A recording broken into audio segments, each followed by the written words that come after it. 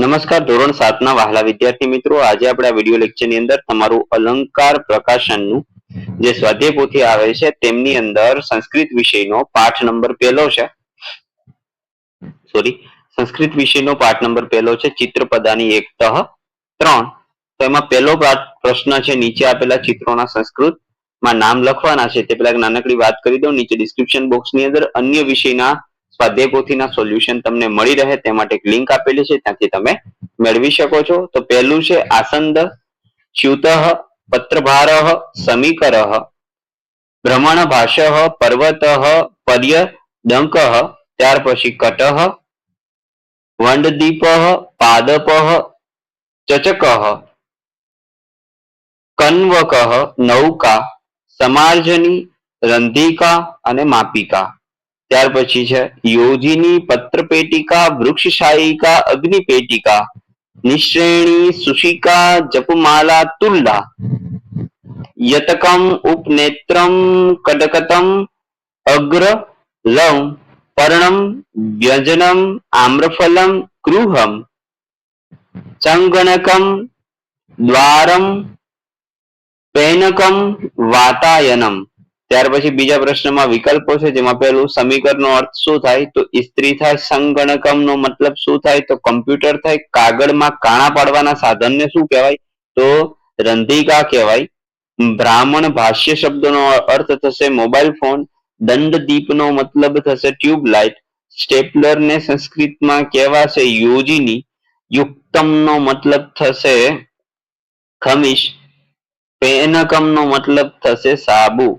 ત્યાર પછી સંસ્કૃત શબ્દની સામે ગુજરાતી છે એમાંથી ખોટો ચેકવાનો. આસંદમ તો ખુરશી, પત્રભાર તો પેપર વેઇટ, કંદુકઃ તો દડો. ત્યાર પછી પાદપઃ નો મતલબ થશે વૃક્ષ.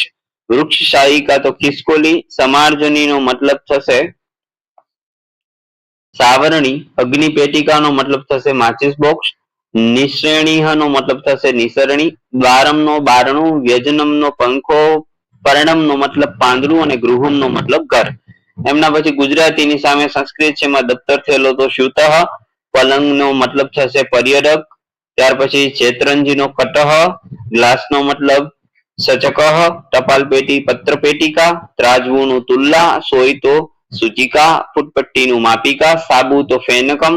કેરીનું આમ્રફલમ. બારી તો વાતાયનમ અને કમ્પ્યુટર તો સંગણમ થશે. પુલિંગની વાત કરીએ તો પર્વતઃ, પર્યડકઃ, આસંદઃ, શ્યુતઃ, પાદપઃ, દંડદીપઃ, સમીકરઃ, પત્રભારઃ અને ચચકઃ. સ્ત્રીલિંગમાં જપમાલા, તુલ્લા, નૌકા, વૃક્ષ શાયિકા, રંધ્રિકા, અગ્નિપેટિકા, નિસરણી, માપિકા, યોજિની અને શુશિકા. નપુંસકલિંગમાં આવશે વાતાયનમ, અગ્રલમ, ફેનકમ, યુત્તકમ, આમ્રફલમ, દ્વારમ, ઉપનેત્રમ, કંદકતમ અને પર્ણમ.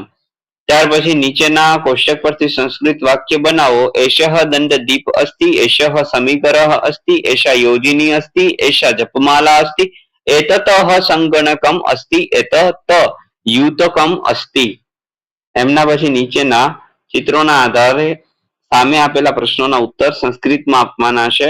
તો જુઓ, એષઃ ભ્રમણભાષ્ય અસ્તિ, એષા રંધ્રિકા અસ્તિ, એતત સંગણકમ અસ્તિ, એષ સમીકરઃ અસ્તિ, એષા પત્રપેટિકા અસ્તિ, એતત કંદકતમ અસ્તિ. ત્યાર પછી પાઠ્યપુસ્તક સિવાયની અન્ય ગૃહ ઉપયોગી વસ્તુઓની વાત કરીએ તો કર્તની તો કાતર, પેશણી તો ઘંટી, મંજુષા તો પેટી, સુરિકા તો છરી, પિષ્ટમ તો લોટ અને સૂત્રમ તો દોરો, કલિંગમ તો તરબૂચ. ત્યાર પછી છે ઋષિફલમ નાસ્પતિ, દાળીમ તો દાળમ, ખજૂરહ તો ખજૂર, અમૃત ફલમ તો જમરૂખ અને જંબુ ફલમ તો જાંબુ. ત્યાર પછી જો આ છે દ્રોણી, કોષ્ઠાવર્ણ, કોષ્ઠ, આસંદ, ચચકઃ, પિચ્ચાહ અને ત્યાર પછી છે દંડદીપ. અને આ શું છે તે તમારે મને કમેન્ટ કરીને જણાવવાનું છે. તો મિત્રો, આ હતું સંપૂર્ણ એટલે સંપૂર્ણ આપણા પાઠનું solution. Thank you very much. ફરી આવા જ એક સંસ્કૃત અથવા અન્ય વિષયના પાઠના સોલ્યુશન સાથે મળીશું. ત્યાં સુધી આવજો. જય હિન્દ, જય ભારત.